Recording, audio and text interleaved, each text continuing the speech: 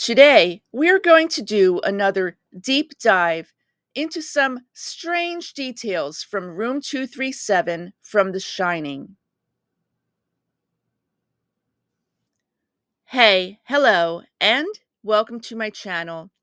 And as you can see from the title, today we're talking about The Shining, and in particular, we're going back to Room 237 because there is something very odd I noticed.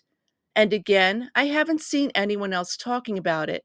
And that is this: the actual layout and floor plans of room 237 don't make physical sense.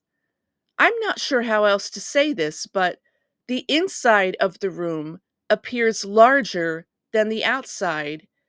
And yes, I know that sounds strange, but I'll try to break it down for you. So let's get started.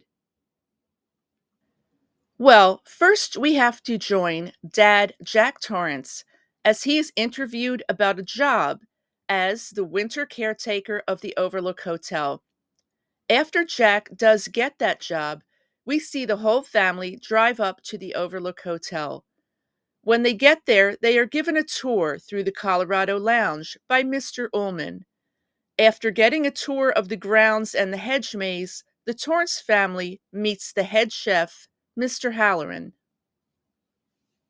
But son Danny has wandered off to the game room, where we find him playing darts. But of course, there are some ghostly presences in this hotel, as then we meet the twins. This is literally Danny's first hour at this place, and it's already haunted. Later, Danny has a conversation with Mr. Hallorann, in which he asks him, "Is there something bad here?" And Mr. Hallorann tells him that some bad things have happened at the hotel over the years, and he should stay out of room 237. They also talk about the fact that they both experience shining visions. As Danny is riding his little bike around the hallways of the Overlook, he stops in front of a double door. The atmosphere is creepy, and so is the music here. Of course, it's room 237. Even though Mr. Hallorann has told him to stay out, Danny gets up and he tries the doorknob, but it's locked. He also has a brief vision of the ghostly twins. But I also want you to notice that there is another room right next to room 237, that door on the right, because later when we see inside room 237, that will be important. Then, on one snowy day, we see Danny playing with some trucks in the hallway when a ball comes rolling up from out of an empty hallway. So, this hallway that room 237 is in is obviously a haunted sort of space within the already creepy Overlook Hotel. Danny gets up and walks into the hallway. As Danny walks up to room 237, which now has an open door with a key in it, I want you to notice the room to the left. This is presumably another completely separate room, since we won't be seeing any other door for the hallway inside room 237 later.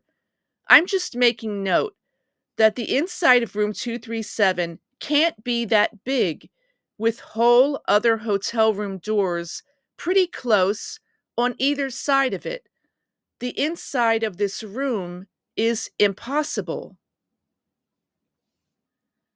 And we get to see the inside of room 237 later, when Mr. Hallorann has a shining episode.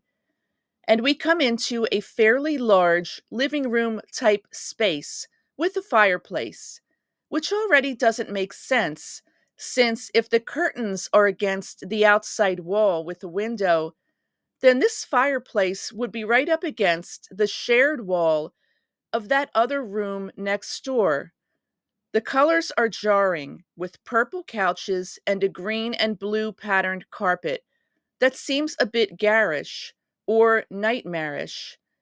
We then go up some stairs into the bedroom, but This bedroom would literally be located where this room to the left is, and there's no hallway door in here against this left wall. So this room shouldn't really exist in the floor plan we see from the hallway, which shows doors pretty close on either side of room 237. There's no room for this big interior and bedroom. Oh, and these stairs are impossible too, since the hallway outside is flat enough to ride a bike on, so the layout makes no sense. Then we see Jack's hand push open the door to the green bathroom of room 237. And again, I want you to notice the sheer size of this bathroom. It's literally bigger than the bedroom we just walked through. And if the bedroom is too big to fit in the hallway floor plan of this room, then the green bathroom is also too big to fit in the space between the room doors we see in the hallway. But of course, the green bathroom is what I call a liminal space. It's also quite haunted. And as I proved in my video, The Shining, something disappears in the green bathroom, things actually disappear in here.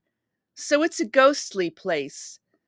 And in fact, I don't think it exists in real physical time and space, which is why the floor plan of room 237 is impossible.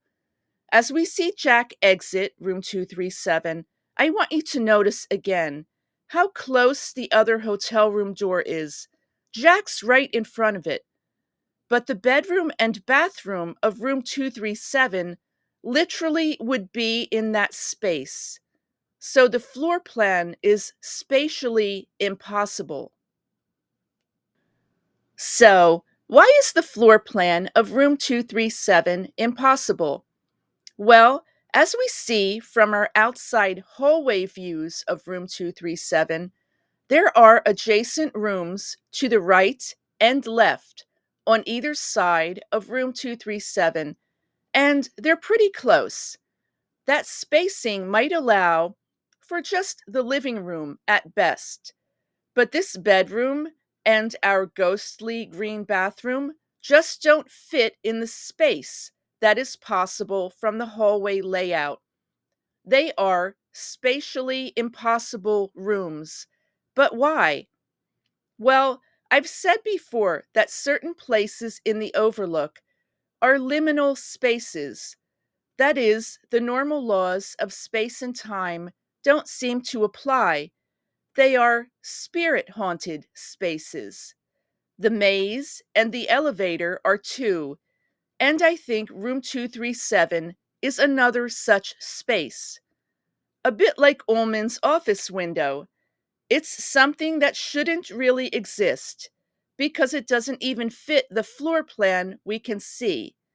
Of course, Ullman's office window shouldn't exist because a hallway actually runs behind that office.